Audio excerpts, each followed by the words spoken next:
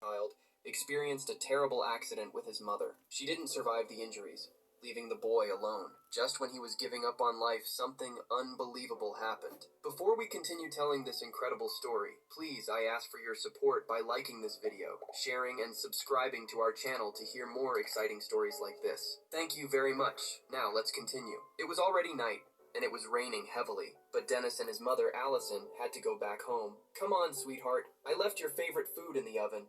We'll eat together when we get home, Allison said, as she put the boy in his car seat. This routine happened almost every day, and Dennis always fell asleep on the way home. They lived in the small town of Griffin, but Allison worked in Atlanta, where the company headquarters were located. As she spent most of the day in Atlanta, she decided to enroll Dennis in a school near her office to be close to him in case of any emergency. They had no other family members, so they were very attached to each other. The rides home were usually very calm, but that night the rain was heavier than usual. Dennis was startled by the noise of passing cargo trucks, but everything seemed under control. Unfortunately, that proved to be wrong. Allison drove attentively while Dennis had fallen asleep in his seat in the back. It was when a truck driver attempted a high-speed overtaking and ended up colliding with the side of Allison's car. The vehicle was thrown off the road immediately. The car spun on the road and flipped. Allison, still dizzy and frightened by what had happened, looked back for her son, but the seatbelt and the car's position prevented her from seeing him. "Calm down, son. It's over. We're okay," she said. The boy became calmer upon hearing his mother and confirmed that he was fine in his car seat. He wanted to cry, but he was too scared to let the tears fall. It took about 30 minutes for help to arrive. The truck driver responsible for the accident was the one who called for assistance. He explained that he was trying to get home for his young daughter's birthday and had his vision impaired by the rain. Nevertheless, the man had completely missed his daughter's birthday as he was taken to the police station, while Allison and Dennis were taken by ambulance to a local hospital. It was only when doctors began examining mother and son that they realized not everything was okay. The doctors examined Dennis and, surprisingly, found no cause for concern. However, Allison was in a more serious condition. Perhaps the concern for her son and the adrenaline of the moment had masked her problem, as they discovered a serious internal hemorrhage, and the woman needed emergency surgery. Dennis felt lost with all the doctors running around his mother. "Hey kid, why don't we go grab something to eat?"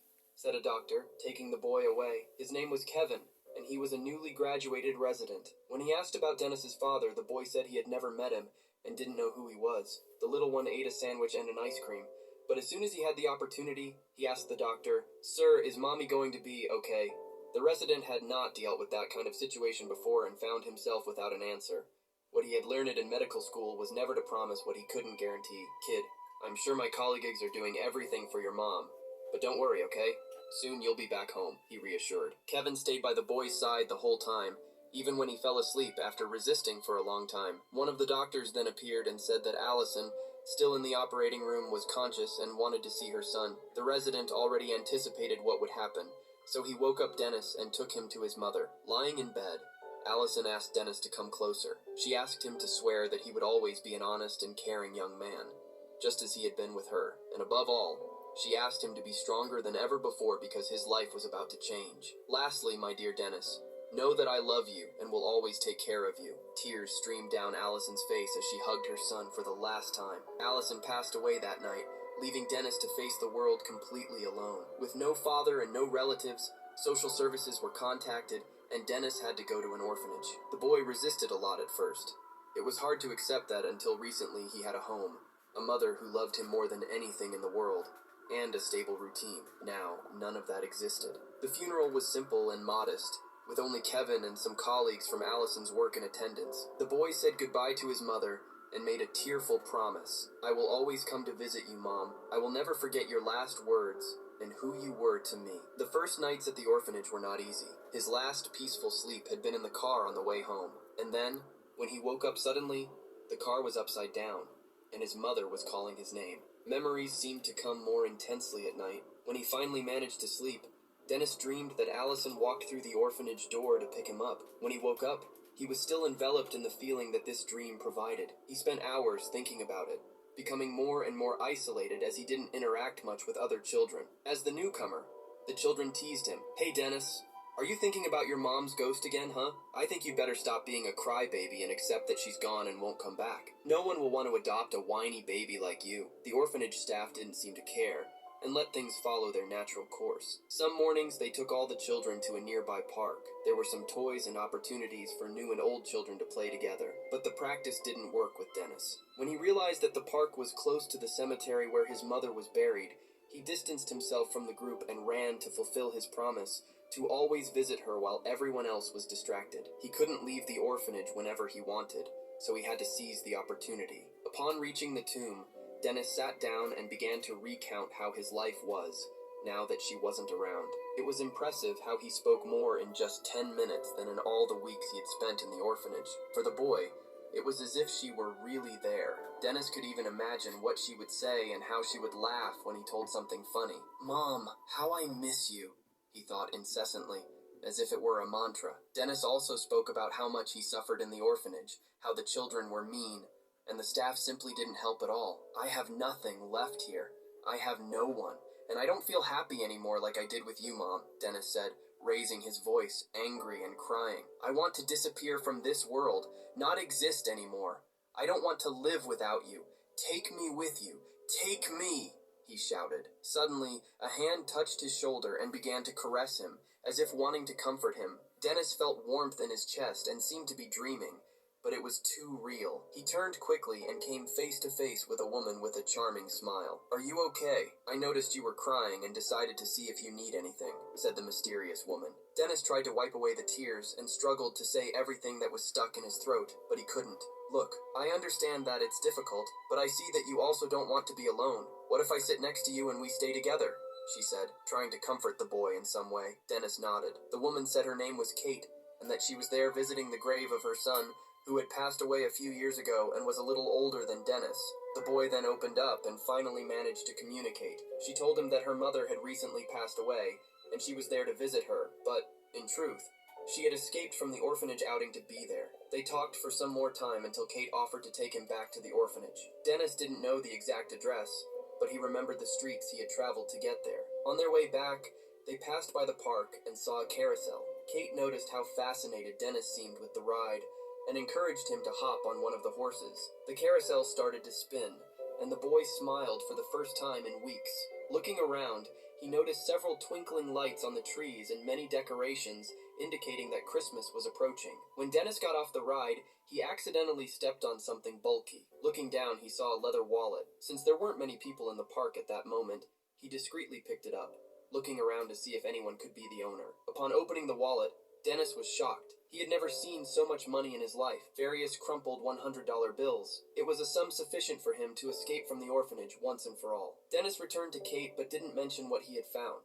He wondered how someone could have dropped all that money and not come back to look for it. However, on the way out of the park, Dennis and Kate passed by a security guard, and the boy felt a shock run through his body. He remembered the promise he had made to his mother on her deathbed, to be honest and caring toward others. Asking Kate to wait for a moment, Dennis pulled the wallet from his pocket and handed it to the security guard, saying that someone had lost it near the carousel. "Oh my goodness. Thank you for finding Mr. Watson's wallet, kid. He's one of the longest-serving employees in our park and was devastated for losing his entire year-end salary. You just saved his family's Christmas, young man." The guard turned to Kate and concluded, "Congratulations on your son, miss. You must be very proud of him." This last comment silently hurt them both. When Kate and Dennis finally arrived at the orphanage, they expected everyone to be worried about the boy's disappearance. However, the staff was surprised to see him returning at that hour, as if they hadn't even noticed he hadn't come back with the rest of the group. The other children noticed the clear discomfort in the atmosphere and started laughing at him. "See? Nobody even missed the crybaby. Better run to your bed and cry again.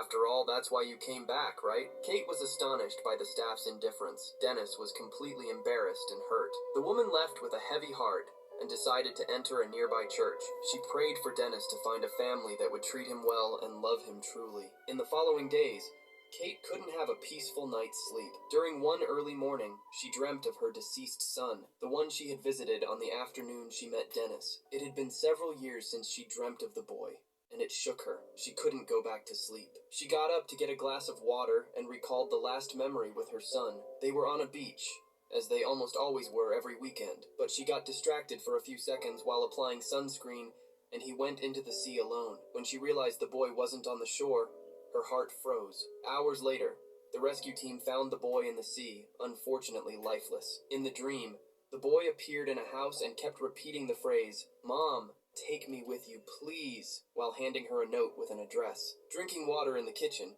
Kate remembered the address and wrote it down on a piece of paper so as not to forget it in the morning, even though she thought it was just a dream. The next day, she told her husband what was happening, from the day she met Dennis to the strange dreams with the deceased son. "My love, I don't understand any of these things, but if our son is trying to say something, I think you should listen," said the man. Kate took the address from the paper and checked on her phone if it really existed. To her astonishment, the address was real and led to an orphanage, the same one where Dennis was living. Her husband was confused, thinking it was too much of a coincidence. But then Kate revealed that she had connected with that child in the cemetery. "I felt good with him that day. I felt that he needed me, but I also needed him. We kept each other company. He's an honest boy, and it seemed like for the first time in a long while, I was whole again," said Kate. The husband embraced her tightly and announced that they would go to the orphanage right at that moment. The couple was greeted by one of the staff members who said that visiting hours had ended, and appointments had to be made in advance by phone. The man then explained the situation, trying to get the staff member to make an exception, but he seemed unyielding. It was then that the husband remembered what Kate had told him, how they seemed to ignore how the children felt. That's when the man offered two $50 bills. The staff member accepted without asking any more questions and opened the door for the couple. "My boss isn't here, so enjoy," he said with a wide grin. Upon entering the room, Kate recognized Dennis within seconds.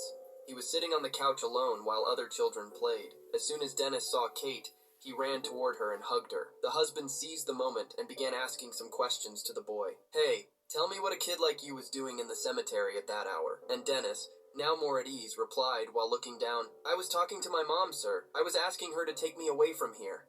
Far away. That shocked the couple. How could someone so young say something like that? Kate and her husband exchanged glances and seemed afraid of what they were about to suggest to each other. Obviously, they felt the desire to adopt Dennis and take him home right away. But the situation was not that simple. Kate did not want in any way to show that she was replacing her son, but perhaps her dream had been a kind of permission to allow herself to love another child.